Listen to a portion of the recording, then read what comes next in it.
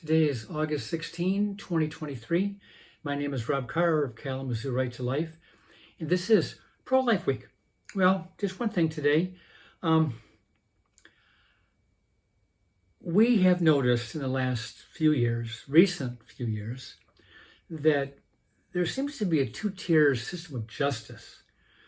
One for the Democrats and the liberals, and the other one for the conservatives and the Republicans.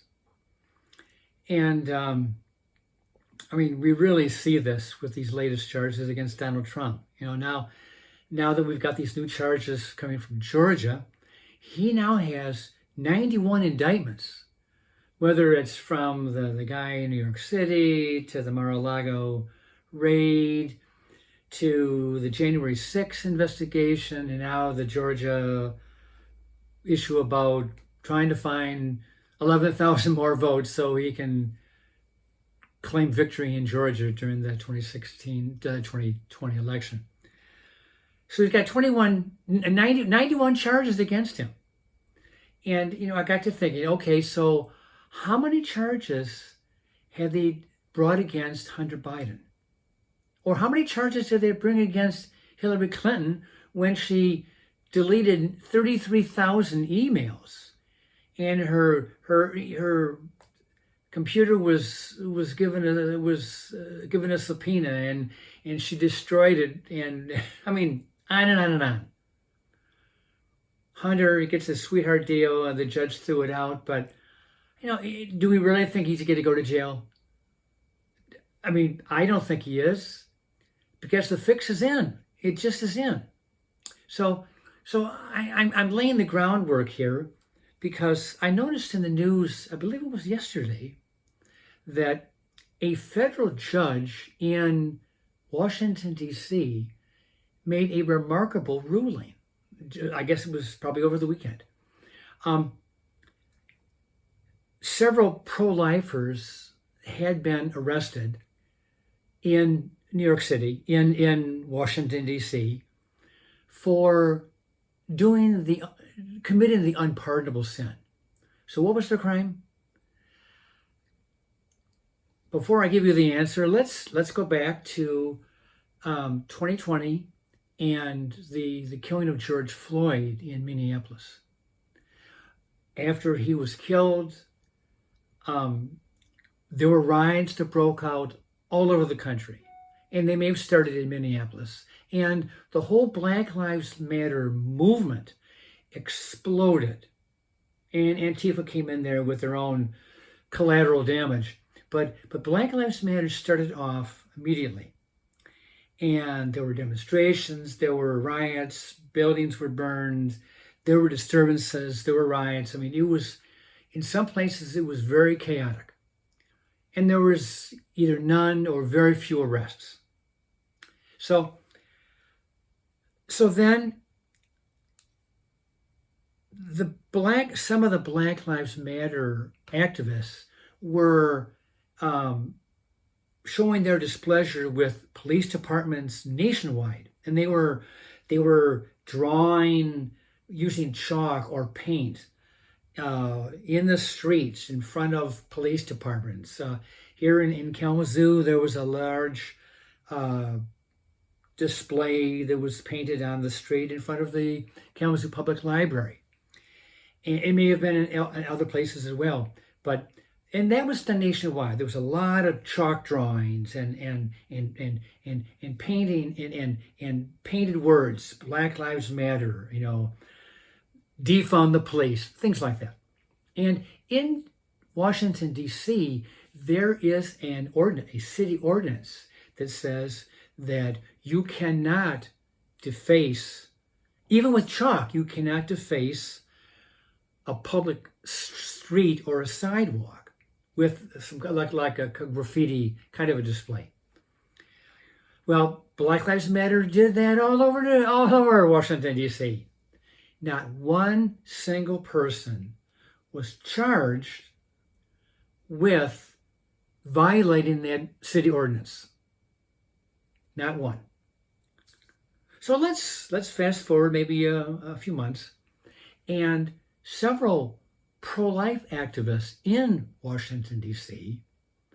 decided to put on the street, I'm not sure it was a street or a sidewalk, but they put preborn, with chalk, preborn Black Lives Matter.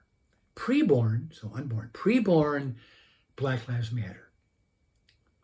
Those people were immediately arrested and charged with violating that Washington, D.C. city ordinance against using a public street or sidewalk to write some message, a political message. Preborn Black Lives Matter. That was a criminal act. Well, their attorneys filed a lawsuit claiming, a two-tier system is unjust because the Black Lives Matter people did the same thing, no arrests. The pro-lifers did it, boom, they got arrested immediately. Well, a federal judge ruled over the weekend that the pro-lifers were right.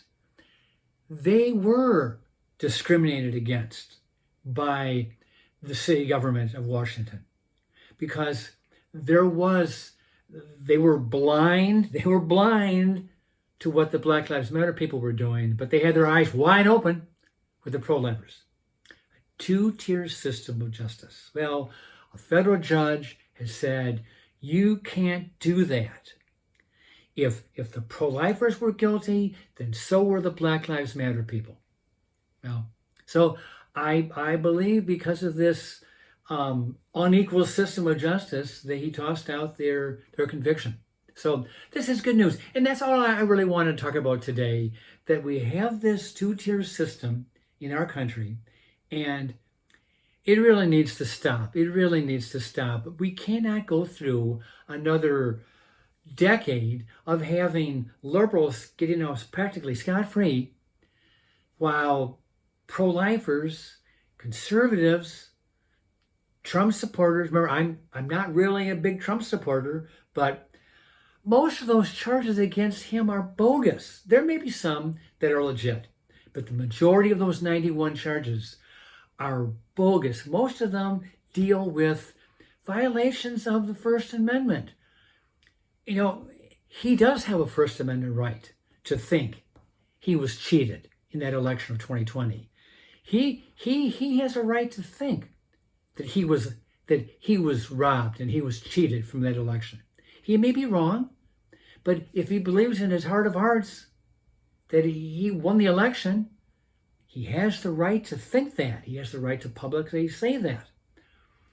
And I just heard on the news just yesterday that back in 1960, when the results came in for John Kennedy against Richard Nixon,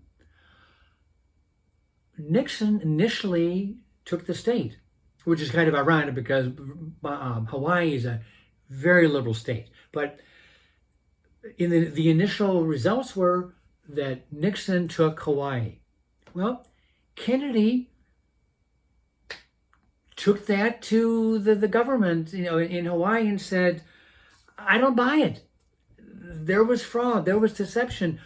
You got to do a recount. You got to do it again. And Kennedy even had, the Kennedy campaign even had their own electors, separate from the electors that were representing Richard Nixon. And as it turns out, they did a recount. They investigated. And Kennedy won in that recount. And his alternate electors in Hawaii were then advanced to the federal level in January of 61. And they were the ones that voted for Kennedy. So to say that you can't have your own set of electors is not true. Kennedy did it in 1960. Trump had it in, or was trying to get it in 2022. So, is that a criminal act? No, it's not a criminal act. And they're charging him with a RICO violation, as if he's Al Capone. RICO is dealing with racketeering, the mob, the mafia. It has nothing to do with the First Amendment. So here again, I'm the first to admit that Donald Trump comes to the campaign with a lot of baggage. I admit that.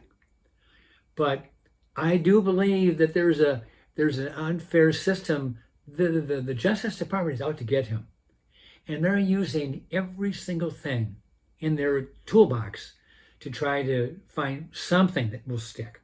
You know, and I'm finding out too that when they have when something negative comes out about Joe Biden, boom, the next day something comes out to get that off the news. I mean, I even saw that fire in Hawaii, that devastating fire on Maui.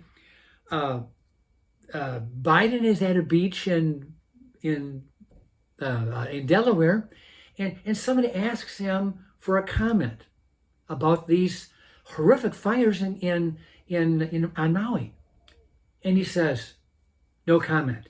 No comment. You're the president. No comment. Well, that was a big story for one day, and the next day, this prosecuting attorney down in Atlanta comes up with her 19 indictments, or I'm not sure how many indictments there were, but she's charging 19 people against Trump, RICO, and all these other charges. So that no comment was only there for one day, and then boom, all of a sudden it's all Trump again. It just seems too choreographed. It just seems it's all manipulated to get the liberal media off Biden's foibles, off his failures, and get them back on Trump, because Trump is the target. They want to destroy this man. Absolutely want to destroy him and get him in prison for the rest of his life. So praise the Lord, a federal judge in Washington, D.C. has admitted that there is a system of bias in the Justice Department, whether it's state or federal or the District of Columbia. And pro-lifers are being persecuted by our government, by the Biden administration. And this federal judge said, you can't do this. If it's good for the goose, Black Lives Matter. It's good for the gander, the pro-lifers. And with that, I will let you go, and I will see you next time.